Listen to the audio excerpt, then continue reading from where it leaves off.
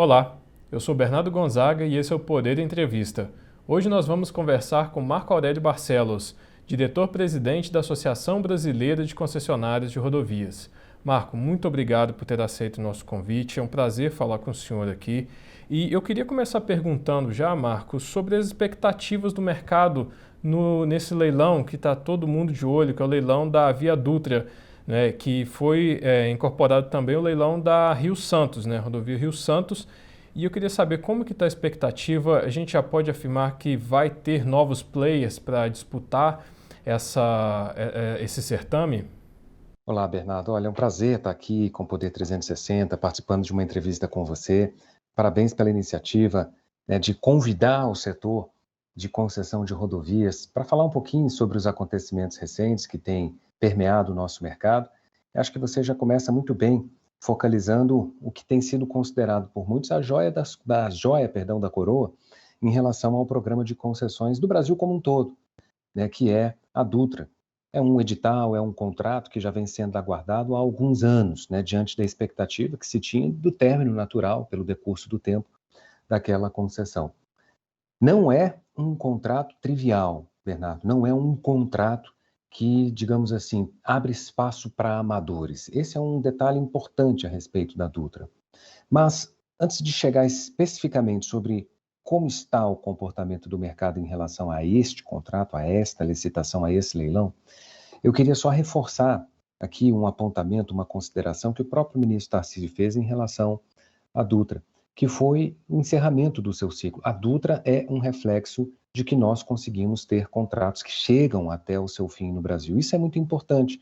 Na realidade, a gente vai experimentar, ou já vem experimentando, com a própria CRT e outros que estão agora na Ponte Rio-Niterói e outros que estão agora na Berlinda para o seu vencimento, a gente vem experimentando o encerramento de um primeiro ciclo de concessão de rodovias no Brasil. E por mais que tenha havido percalços, por mais que tenha havido intercorrências ao longo da execução desses contratos, a verdade é que eles chegaram ao fim, eles disseram a que vieram, eles trouxeram benefícios para todos os usuários afetados, e a Dutra é um exemplo marcante disso. É importante a gente conseguir terminar esses ciclos. É uma sinalização contundente, uma sinalização expressiva da capacidade regulatória, institucional e legal do Brasil de atrair investidores privados, quer nacionais, quer estrangeiros, para esse tipo de negócio. Então, eu queria reforçar esse apontamento, essa menção que havia sido feita pelo ministro Tarcísio. Sobre os players, eu mencionava que não é um contrato para amadores. Por quê? É um contrato que vai demandar muito investimento. Talvez seja o contrato com o maior volume de investimentos demandados da história das concessões de rodovias brasileiras. A gente está falando de mais de 14 bilhões de reais. Então é difícil que uma empresa que não tenha envergadura, que já não estivesse olhando para esse ativo há algum tempo, se decidisse agora, com a publicação do edital, em concorrer. Seria temerário, seria uma aventura. Os grupos, a bem da verdade, né, que podem, que têm interesse em participar, eles já vêm avaliando, estudando esse contrato há algum tempo. De maneira que haverá competição. Haverá uma competição acirrada. Ninguém sabe o resultado do que vai ser esse leilão, quer em relação ao vencedor, quer em relação ao volume das propostas, né? O volume das outorgas, por exemplo, a que se pode chegar, uma vez que o critério que vem sendo adotado lá é o tal do critério híbrido. Há um limite de desconto tarifário, a partir do qual há uma transformação dos lances em ofertas de outorga. Mas ninguém sabe o que vai ser isso. O quanto será possível chegar. A disputa, portanto, Bernardo, vai ser muito acirrada, porque esse é um ativo estratégico para os grupos. Mas eu não me surpreenderia se nós tivéssemos um leilão com 3, 4 players, não mais do que isso, né? Porque são os players, são os atores, são os grupos que hoje têm condições de embarcar nesse tipo de projeto. O senhor acabou de mencionar, eu havia me esquecido, né, que esse vai ser o maior leilão rodoviário da gestão do ministro Tarcísio de Freitas. E o senhor também citou uma coisa muito interessante que eu acho muito importante a gente comentar, que é a respeito dos projetos, dos novos projetos que estão acontecendo, né? Eu queria uma avaliação do senhor, assim, como que o senhor está vendo esses novos projetos que estão entrando no mercado, as novas concessões que estão indo ao mercado, porque o setor rodoviário ele tem, digamos assim, um pouco de trauma, principalmente em relação à terceira etapa de concessões. Eu queria uma visão sua sobre esse paralelo, como que o senhor vê essas novas concessões que estão indo ao mercado. Perfeito, Bernardo. A terceira etapa, de fato, é uma cicatriz no setor, né? Os contratos da terceira etapa não deram certo. E por que não deram certo? A gente poderia aqui indicar uma série de razões que levariam ao insucesso desses projetos. Mas tudo bem, né? Em outro momento a gente pode até fazer isso. O que é importante aqui, para endereçar a sua pergunta, é o seguinte: a terceira etapa foi um mal, mas ela foi um mal, eu não diria necessário, mas ela foi um mal que veio para bem. Por quê? Porque ela nos armou, ela nos preparou para uma nova onda, uma nova geração de contratos. Os contratos hoje, eles são muito mais maduros.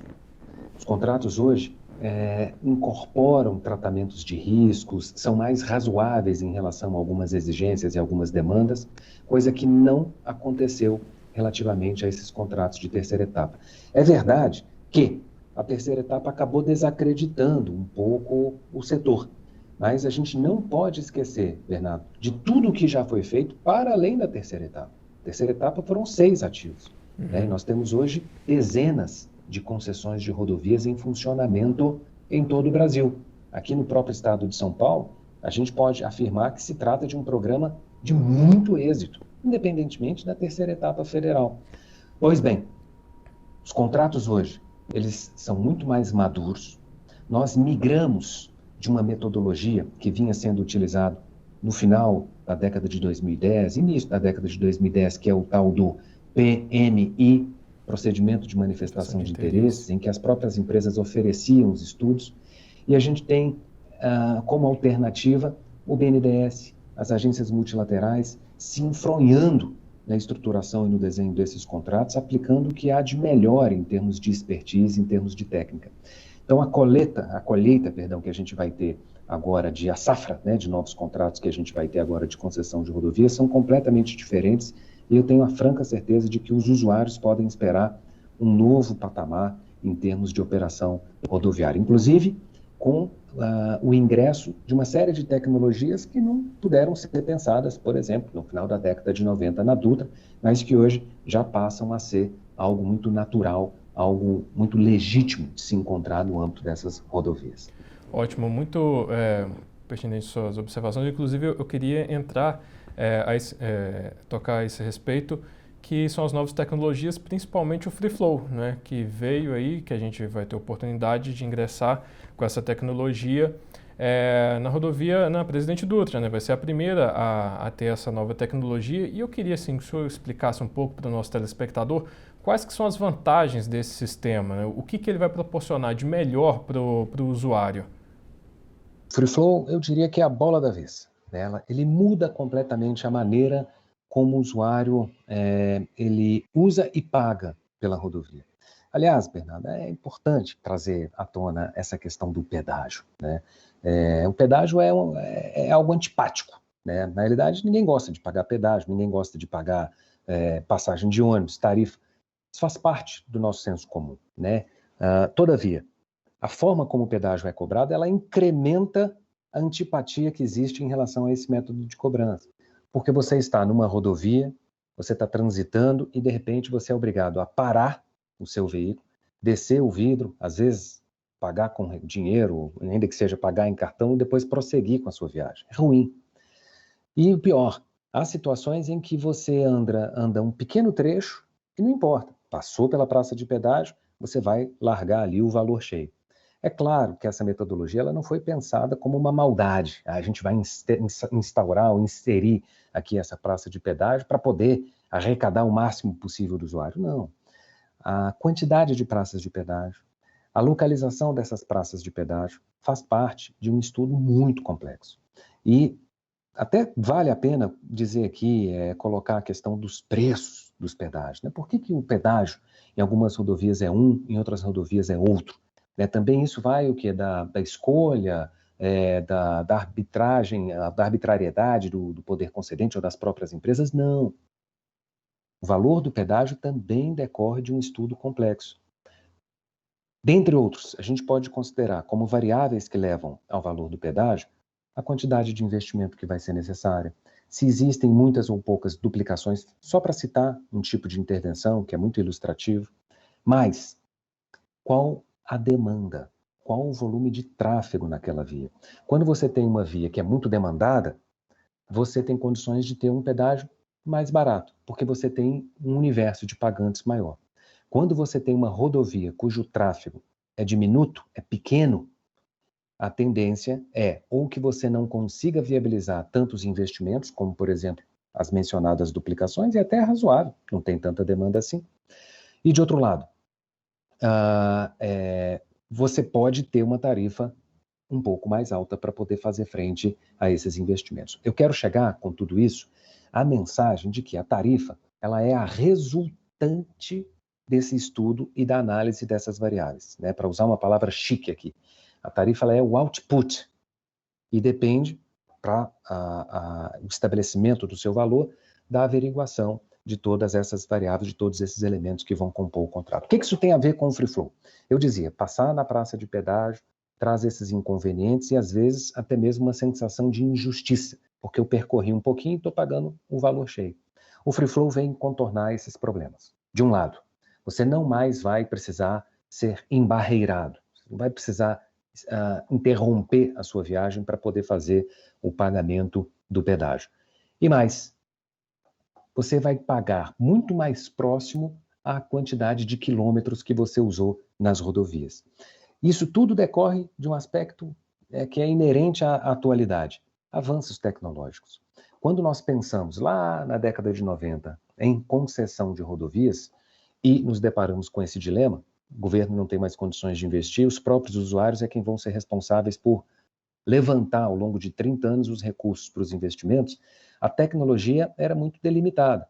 Então a praça de pedágio, ela pressupunha uma desapropriação grande do leito da rodovia para você ampliar, né, para criar aquelas, aquelas ampliações, aqueles alargamentos, né? A criação das praças em si, né, construção ali das praças em si, a operação das pessoas, porque era a forma que você tinha de poder fazer a coleta dos recursos que, por sua vez, sustentavam a transformação da rodovia. Com a tecnologia, hoje, é possível que o pagamento ele seja feito de forma remota. Seja pela utilização, né, do que hoje já é realidade em algumas rodovias, né, o que a gente chama de tag, né, ou os transponders, né, que são aqueles, hoje até um adesivo que você cola no carro, ou chips, ou aplicativos de celular, né, por meio da tecnologia Bluetooth. E esse pagamento automático e remoto permite que, ao invés de você ter praças de pedágio com toda aquela estrutura pesada e cara, que você passe a ter pórticos de leitura dos dispositivos de identificação e de pagamento automático. Como esses pórticos são menos onerosos, eles podem ser distribuídos de forma mais granular na rodovia. Você passa a ter mais pórticos distribuídos na rodovia. Aí os usuários vão pensar, então as concessionárias querem arrecadar mais. Não. Cada pórtico vai cobrar um valor tarifário inferior. E, na realidade, correspondente à distância exata do porte antecedente. Então, você gera mais proporcionalidade, mais, chamemos assim, mais justiça tarifária no sentido de que mais pessoas pagam, mas mais pessoas pagam menos, Bernardo. Essa vai ser a grande transformação que o Free Flow vai permitir acoplar aos novos contratos de concessão. Perfeito. Agora eu queria continuar nesse assunto do Free Flow, porque vai ser uma nova realidade. E eu queria perguntar especificamente para aquele usuário que tem um Chevette 79, enfim, mais humildes e até mesmo, enfim, quem tem um poder aquisitivo mais alto. O que exatamente essas pessoas terão que fazer para poder trafegar em rodovias que têm o Free Flow? E outra coisa também que eu queria te perguntar a gente teve esse problema no Chile, que foi um alto índice de inadimplência, né, de usuários que não pagavam as tarifas, né, em rodovias que tinham o Free Flow. O que a gente vai ter que mudar aqui no Brasil para evitar esse tipo de situação? Nós estamos, Bernardo, a BCR, junto com as associadas, nós estamos, hoje, neste momento, discutindo todos esses desdobramentos a respeito do Free Flow, junto com o Ministério de Infraestrutura. Então, embora nós tenhamos hoje já a lei que autoriza a implantação do Free Flow, a gente precisa da regulamentação. Ah, mas e na Dutra? Como vai funcionar? A Dutra vai ser um caso à parte. Na realidade, a gente vai ter só um trecho em que vai ser cobrado o Free Flow e não deixa de ser uma experiência piloto. Mas a regulamentação que possa valer para todas as concessões de rodovias no Brasil, essa ainda está em gestação. E muitas das discussões que a gente tem tido com o Ministério, e discussões construtivas, nós temos hoje um acordo de cooperação técnica que trata de vários temas regulatórios, em que a gente quer trazer soluções alternativas e ter esse debate sobre a construção, né, de propostas que possam melhorar a vida do usuário. Mas, dentre as discussões que a gente tem tabulado com o Ministério, está exatamente essas intercorrências relativas ao Free Flow. Quais sejam? Como estabelecer o método de pagamento? Porque a ideia, qual que é o grande diferencial do Free Flow? É que o pagamento seja remoto. Então, não embarreiro mais o carro. Mas para esse pagamento remoto acontecer, eu preciso de algum dispositivo tecnológico. Não necessariamente o tal do tag, o tal do transponder. Mas ainda assim, a pessoa tem que transitar com algum mecanismo que permita que haja a identificação do veículo e que ela possa acionar o pagamento automático. Se ela não aciona o pagamento automático, se ela transita sem o tag, né, o que acontece? A gente tem o que se caracteriza como evasão. E é ruim a evasão, porque se todos os usuários eles passarem a pensar, olha, pode trafegar sem tag, porque você vai usar uma excelente rodovia e não vai gastar nada por isso. Aqueles usuários que pagam vão pagar mais. Ou no limite, se todo mundo parar de usar o tag, ou se ninguém mais realizar o pagamento, a concessão vai quebrar. Então, aquele ativo que é mantido, preservado, que tem um cronograma de investimentos durante 30 anos, ele vai começar a depauperar. Não tem como fugir dessa regra. Então, a evasão é um ponto importante, sim, do Free Flow.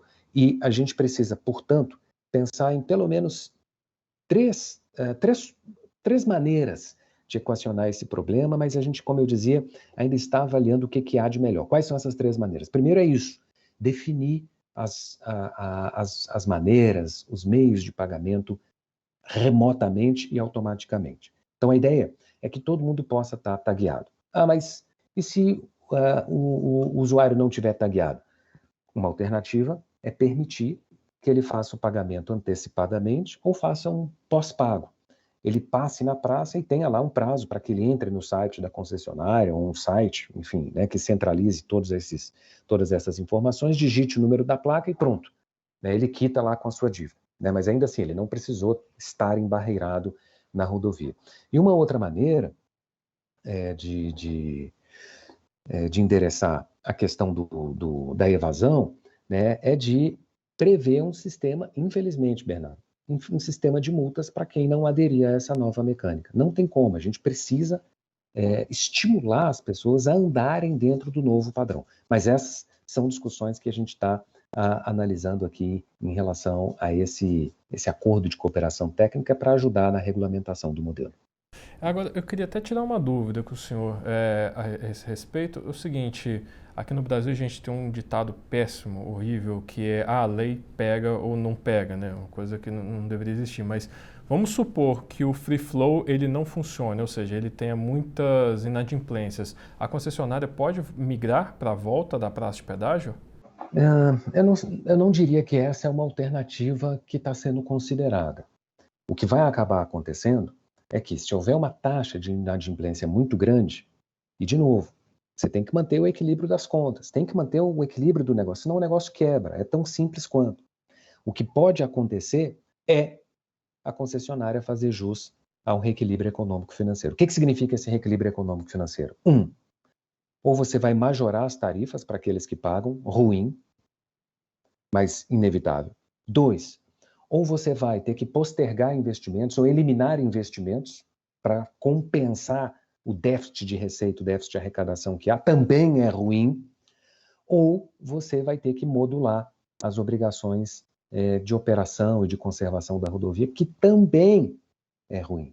Então, perceba, a ideia é não trabalhar com uma taxa grande de evasão. A ideia é que a gente possa fazer com que todos os usuários adiram ao sistema do Free Flow, seja como for.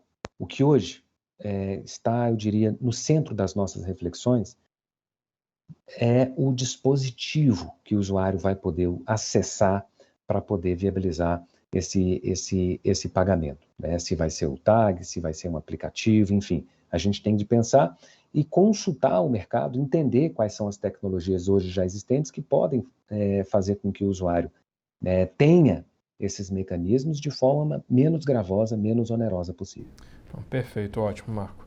Agora, sobre uma outra decisão que aconteceu recentemente, eu queria conversar a respeito com o senhor, que é a isenção para motocicletas em praça de pedágio. A BCR, as concessionárias de rodovias, têm estimado de quanto que vai ser esse, eu não diria talvez prejuízo, mas um impacto no caixa dessas concessionárias? Na realidade é curioso isso, né?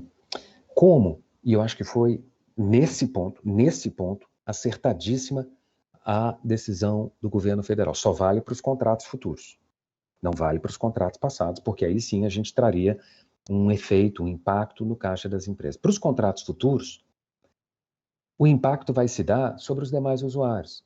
E eu dizia que foi acertada a decisão em, pelo menos, fazer essa dissecção entre o passado e o futuro. Mas eu não estou dizendo que foi acertada a decisão de criar essas isenções. O impacto que a BCR estima é de 5% na receita. O que significa isso? Que as concessionárias vão sofrer o prejuízo de 5%. Não, porque são para contratos futuros. Eles já vão ser desenhados sem levar em conta a receita proveniente das motocicletas. Todavia, esse valor que não é arrecadado pelas motocicletas precisa fechar o modelo, precisa fechar a conta. Quem é que vai pagar por isso? Os demais usuários. E há um argumento que tem sido veiculado de que, mas as motocicletas nem gastam pavimento. Mas quem falou que a tarifa que é cobrada dos usuários é em virtude de desgaste de pavimento? A gente está falando em amortização de investimentos que foram feitos na ampliação, porque isso se protende no tempo. A concessionária, quando ela pega uma rodovia, ela faz as melhorias concentradas nos primeiros anos, no primeiro ali, ciclo de investimento que a gente chama de completion. Ela arrecada, amealha recursos de bancos, de acionistas, enfim, né, de outras fontes para alocar naquele ativo, naquele contrato, e espera pagar essa dívida ao longo de toda a vigência do contrato com a tarifa. Então, a tarifa não é só pelo desgaste do pavimento. O desgaste do pavimento é um dos infinitos requisitos que estão ali na composição da tarifa. E perceba, Bernardo, muito embora o impacto seja de 5%, o Ministério entende que o impacto seria até menor, né, em termos de perda de receita e mais, acrescenta a isso o fato de que as motocicletas não desgastam o pavimento. O fato é que os motociclistas usam os demais serviços da rodovia. Dentre eles, e talvez os mais expressivos, de atendimento médico. 20% dos acidentes nas rodovias são ocasionados por motocicletas. E com a isenção de tarifa de pedágio, o que é que a gente vai perceber? Um incentivo para que mais motocicletas transitem nas nossas rodovias, o que, por sua vez, vai ocasionar um aumento provável dos acidentes. E quem é que está pagando essa conta? Os demais usuários. A pergunta, que eu acredito que deveria ter sido feita é menos para as concessionárias e mais para os demais usuários. Ei, pessoal, vocês estão de acordo em bancar isso aí, em pagar essa conta? Minha visão do Marco Aurélio, eu acho injusto. Eu acho que o ideal é que nós continuássemos com a máxima de que quem usa paga, porque quanto mais pessoas pagarem por aquilo que usam, menos pessoas no final do dia pagarão. Ou, perdão, menos as pessoas que usam pagarão. Quanto mais pessoas pagando, menos as pessoas pagam. Agora, eu queria te perguntar uma questão mais no campo econômico.